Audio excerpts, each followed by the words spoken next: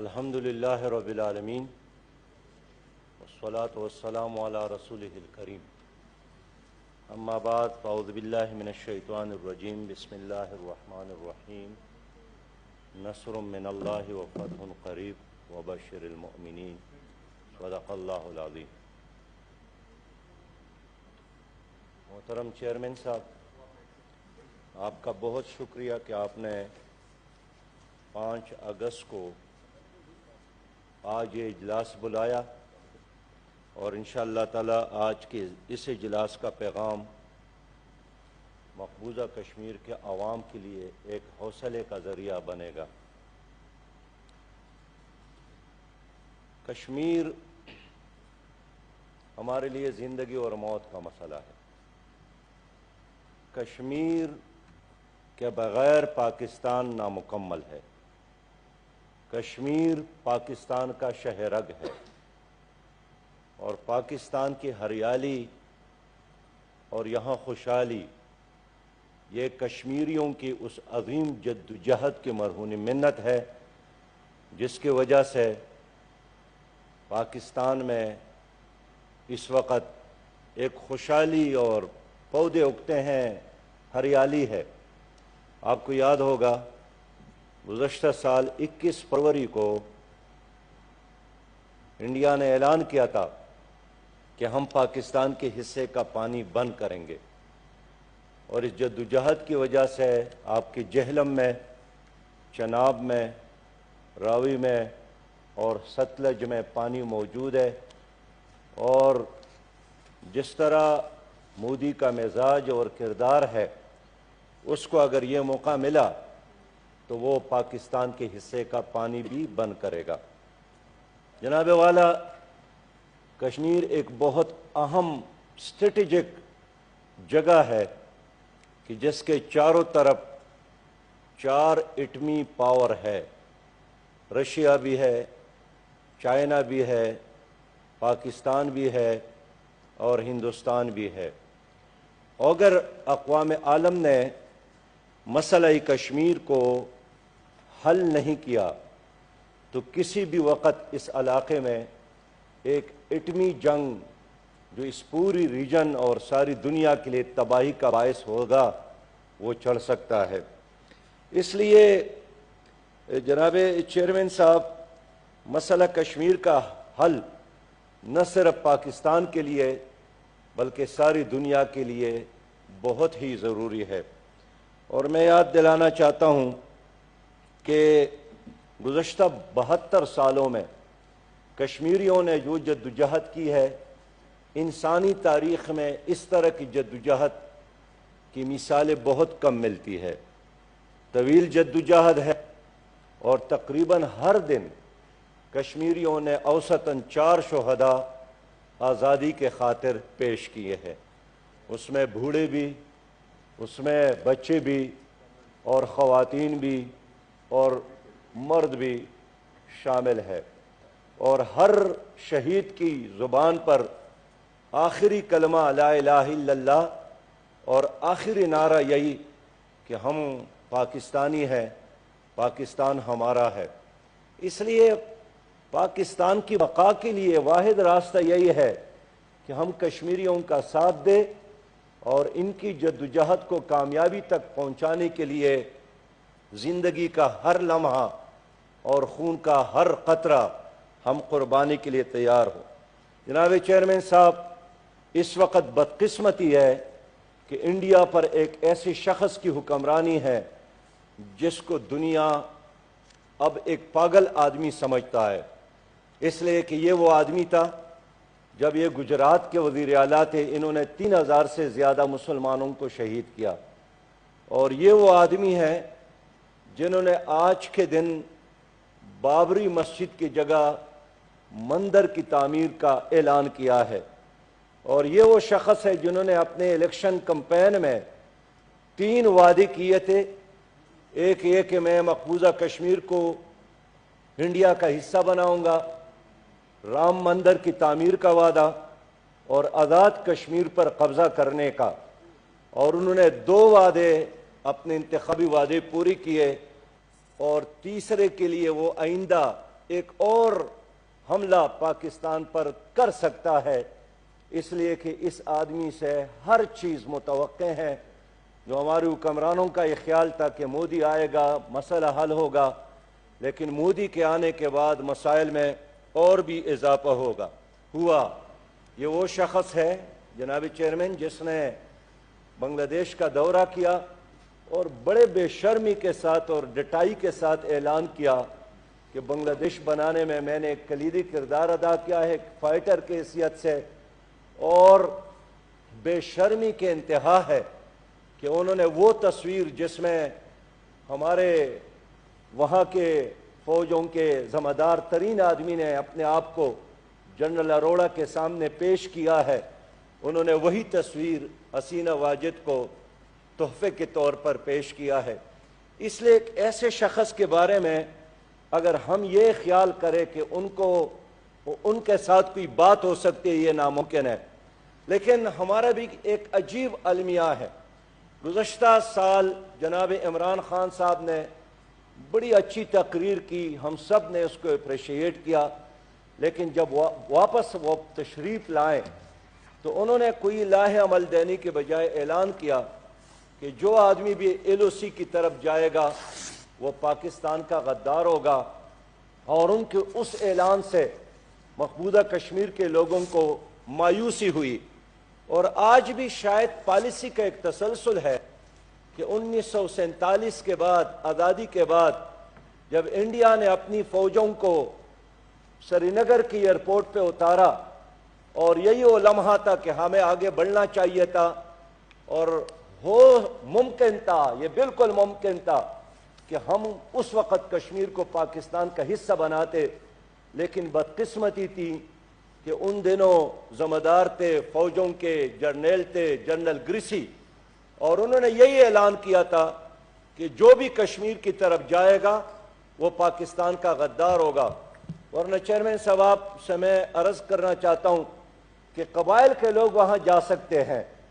اور ہمارے خود اپنا ضلع جو اس وقت پاکستان میں شامل نہیں تھا، دیر بالا اور دیر پائین، 2300 لوگ وہاں گئے ہیں، اور ان میں سے بہت کم لوگ واپس آ گئے۔ اور اس وقت جو کشمیر کا آزاد خطہ ہے، اس کے آزادی میں ہمارے ان لوگوں کا ایک بہت بڑا حصہ ہے، ان کا خون شامل ہے۔ لیکن آج جب میں سوچتا ہوں کہ کراچی کے لوگ کیوں نہیں گئے، لاہور کے لوگ کیوں نہیں گئے، گجرات اور پنڈی کے لوگ کیوں نہیں گئے، تو وجہ یہی تھی کہ اس وقت بھی جنرل گریسی نے یہی اعلان کیا تھا کہ جو کشمیریوں کے سپورٹ کے لیے جائے گا وہ ہمارا نہیں ہوگا۔ اور آج 72 سال بعد اس حکومت نے وہی اعلان کیا کہ جو ایل او سی کی طرف جائے گا وہ ہمارا نہیں ہوگا۔ 5 اگست کے بعد کیا ہوا؟ 5 اگست کے بعد کشمیر کا جھنڈا ختم ہوا۔ 5 اگست کے بعد دنیا کے نقشے پر مقبوضہ کشمیر کے نام سے جو ریاست تھی وہ ختم ہو گئی، وہاں اردو زبان پر پابندی لگی، ریڈیو سری نگر پر پابندی لگی، سری نگر اسٹیڈیم کا نام تبدیل کیا گیا، اور 12 مہینے گزر گئے، ہر دن کشمیریوں پر ظلم ہوا۔ ایسے میں سلام پیش کرتا ہوں ان کشمیری عوام کو، اور خاص کر وہاں کی قیادت کو، جناب سید علی گیلانی کو، جناب شبیر شاہ کو، جناب ملک یاسین کو، جناب آسیہ اندرابی کو، ان ماؤں بہنوں اور بیٹیوں کو جنہوں نے آپ کے خاطر، پاکستان کے خاطر، ہمارے خاطر اپنی قربانیاں، جانوں کی قربانیاں، بچوں کی قربانیاں دی۔ میں یاد دلانا چاہتا ہوں جناب چیئرمین صاحب، کشمیر کے بغیر پاکستان نامکمل ہے، لیکن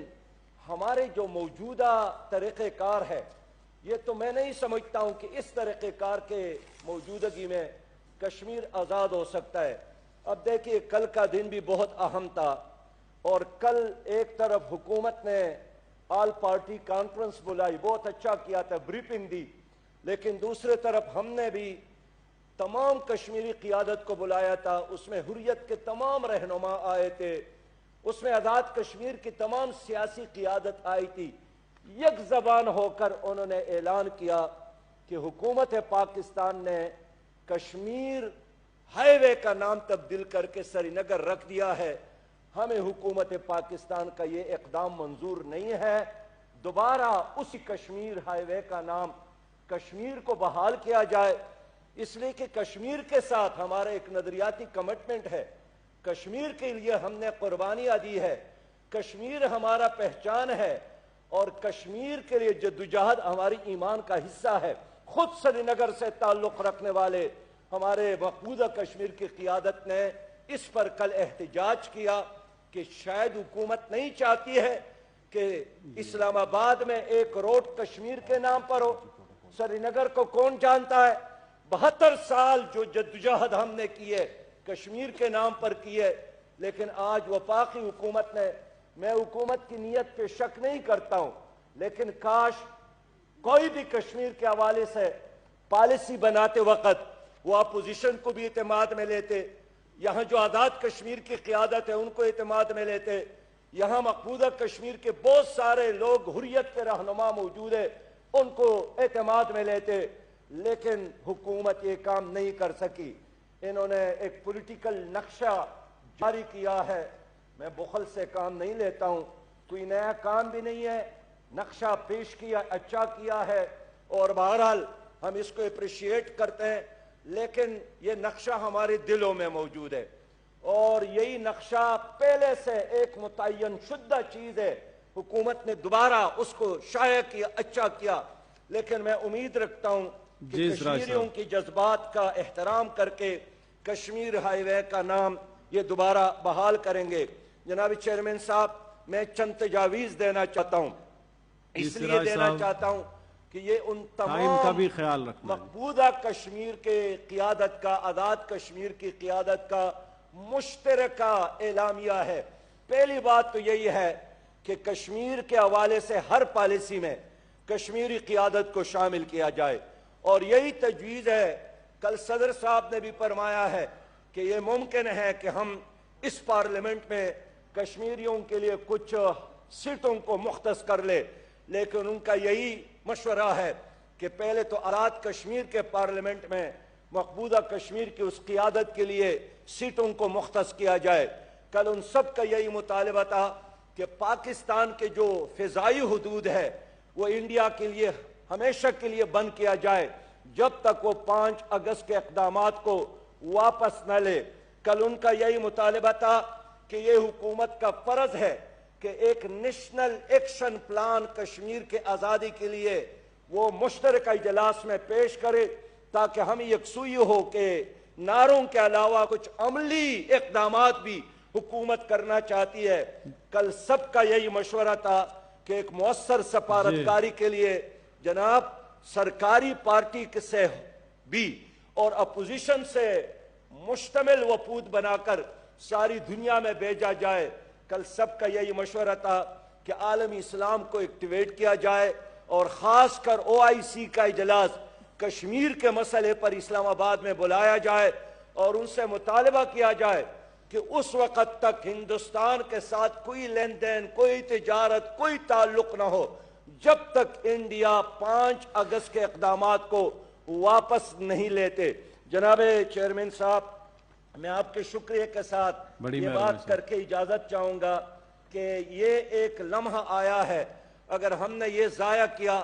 تاریخ ہمیں معاف نہیں کرے گی، اور میں اس پارلیمنٹ سے بھی، اس ایوان سے بھی یہی درخواست کروں گا کہ ہماری سیاسی اختلافات اپنی جگہ پر یہ ہوتے رہتے ہیں، اختلاف تو جمہوریت کا حصہ ہے، سیاست کا حصہ ہے، لیکن کشمیر کے آزادی کے خاطر ہم نے سب مل کر آگے بڑھنا ہے۔ اگر ہم یہ کام نہیں کر سکے تاریخ ہمیں معاف نہیں کرے گی، اور میں یقین دلاتا ہوں جناب چیئرمین صاحب میری بات کو غور سے سنیں، بہت سارے لوگ یہ نصیحتیں کر رہے ہیں کہ یہ زمانہ اس طرح نہیں ہے کہ کوئی ایک ملک دوسرے ملک کو پتہ کرے، یہ ٹھیک ہے، لیکن دیکھیے یہ اسلام آباد ہے جہاں لوگ افغانوں کا نام لے کر ادھر ادھر دیکھتے تھے کہ افغان طالبان کا نام اگر ہم لیں گے امریکہ ہم سے ناراض ہوگا، لیکن ہمارے پڑوس میں ہم نے دیکھا کہ یہ افغان، یہ کمزور، یہ غریب لوگ ہیں جنہوں نے ایک سپر طاقت روس کو بھی شکست دی، اور وہی افغان تھے جنہوں نے امریکہ اور اس کے اتحادیوں کو بھی شکست سے دوچار کیا۔ ہمیں اللہ پر اعتماد کرنا چاہیے، ہمیں امریکہ کی طرف نہیں دیکھنا چاہیے، ہمیں ادھر ادھر دیکھنے کے بجائے اللہ پر اعتماد کر کے ایک عملی جدوجہد کرنا چاہیے۔ کل ہمارے پروگرام میں صدر آزاد کشمیر بھی آئے تھے، انہوں نے کہا کہ میں تو نہیں سمجھتا ہوں کہ جہاد کے بغیر کوئی اور راستہ ہے کشمیر کے آزادی کے لیے، اس لیے کہ قراردادوں کے ذریعے، مطالبات کے ذریعے کوئی کسی کو آزادی نہیں دیتا، اس لیے شرمانے کی ضرورت نہیں ہے چیئرمین صاحب۔ اور ہمیں اگر یہ شہ رگ ہے، اگر یہ مائیں بیٹیاں ہماری ہیں، اگر یہ قوم ہماری ہے، تو اپنے کشمیر کے آزادی کے لیے عملی جدوجہد کرنے کی ضرورت ہے۔ کافر ہے تو شمشیر پہ کرتا ہے بھروسہ، مومن ہے تو بے تیغ بھی لڑتا ہے سپاہی، اور جو اللہ پر اعتماد کرتا ہے اللہ بھی ان کا ساتھ دیتا ہے۔ چیئرمین صاحب، یہ آپ کے ساتھ میرے ساتھ اللہ کا وعدہ ہے کہ کم من فئۃ قلیلۃ غلبت فئۃ کثیرہ، چھوٹی گروہ بھی بڑے گروہ پر غالب آ سکتے ہیں اگر ایمان کے ساتھ آگے بڑھے۔ سراج صاحب آزان ہو رہا ہے۔ الحمدللہ رب العالمین۔ لا إله إلا الله